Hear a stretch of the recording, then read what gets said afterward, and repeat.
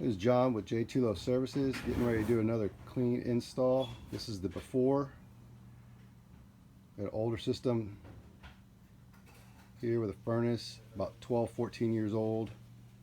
We're going to go out and replace the outside condenser as well.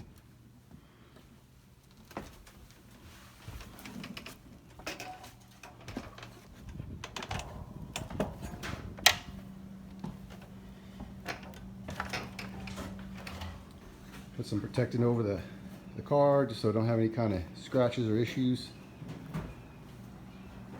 System over here. We'll give you a little bit of after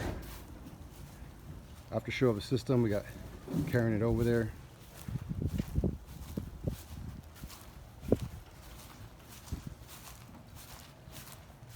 Yeah, the blower motor and control board went out, so we're going to replace this bad boy with a nice 14 seer new one, new connections, and we'll get back to you when it's all done.